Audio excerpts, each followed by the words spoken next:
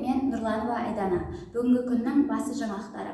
Шығыс Қазақстан облысы Семей қаласында номер 16 Төлеубай Аманов атындағы жалпы орта білім беретін мектебі 100 жылдық мерейтойына белсене дайындалды. Сонымен қатар, тәуелсіздігіміздің 30 жылдығына тұспа-тұс келіп отырған бұл іс-шара үлкен дайындықпен өткізуі жоспарланып отыр.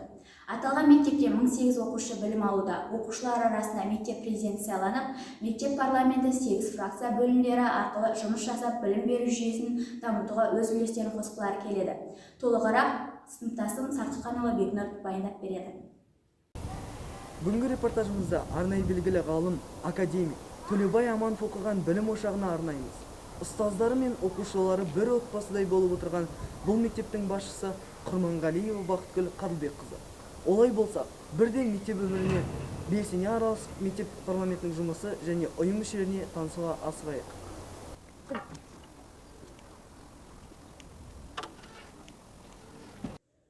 Нөмір 16 жалпы орта білім беретін мектебі бойынша мектеп парламенті білім алушылардың өзін-өзі басқару органдарын құру туралы іс-шара жоспарланып бекітілді. Мақсаты оқушылардың бойында белсенділік, әлеуметтік құзыреттілік, азаматтық жауапкершілік дағдыларын дамыту. Мектепте мектеп парламенті көшбасшысы мен 8 фракцияның депутаттарын сайлау шарасы өтті. Сен үшін мектеп президенті болу қаншалықты маңызды? Мен үшін балалардың арасында көшбасшы болу ол үлкен құрмет. Себебі біз мектептің арасындағы сыртқы істерге, ішкі істерге және тәрбие істеріне қатысып өзіміздің үлесімізді қосамыз. Және біз балаларды жинап бірге сайыстар, жобалар жасаймыз. Біздің мектепте мектеп парламенті бар. Біз қалалық және республикалық сайыстарға белсене қатысамыз. Біздің жас ұлан адал ұрпақ ұйымдары өте белсене жұмыс істейді. Ата-аналарымыз жастық шағында естеліктермен бөліскенде ең әуелі айтатын сөзі пионер. Бұл қазіргі жастарға ерсі естілгенмен, сол кездерде үлкен мәртебе болды. 1922 жылдың 19 мамырында пионер ұйымы пайда болған. Передают свои красные галстуки новым членам Всесоюзной пионерской организации.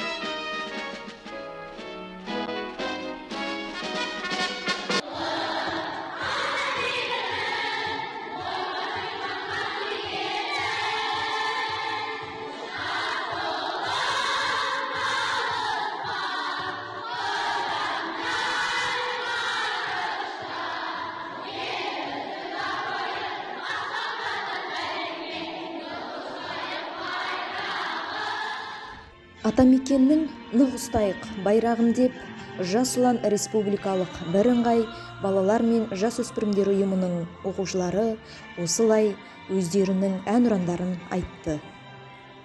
Жас ұлан республикалық бірыңғай Жас ұлан балалар мен жасөспірімдер ұйымы Нұрсұлтан Әбішұлы Назарбаевтың бастамасымен құрылған. Бұл ұйым қазіргі өскелең жас ұрпақтың рухани адамгершілігіне, патриотизм рухына тәрбиелейді. Рухани адамгершілік және азаматтық патриоттық тәрбиелеу, сыбайлас жемқорлыққа қарсы мәдениетті мектеп ортасында қалыптастыру және тәрбиелеу іс-шараларды ұйымдастыру мақсат тұтатын адал ұрпақтың мүшелері аса назар аударады. Еріктілер клубының негізгі міндеті оқушылар мен көптеген іс-шаралар өткізу және жемқорлықтың қылмыс екенін өскелең жас ұрпақтың бойына сіңіру. Әрбір өскелең ұрпаққа патриоттық тәрбие беретін адал ұрпақ жыл сайын артып келеді.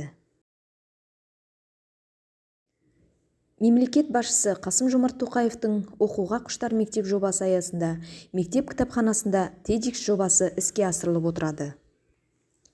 Бүгінгі таңда оқушылардың кітап оқу құзыреттілігін қалыптастыру өте маңызды. Мектеп өмірінде 4 жыл жұмысын жалғастырып келе жатқан Абай әлеміне саяхат клубы оқушылар үшін орны бөлек. Абай деп соққан жүректер бұл іс-шараны да тыс қалдырмайды.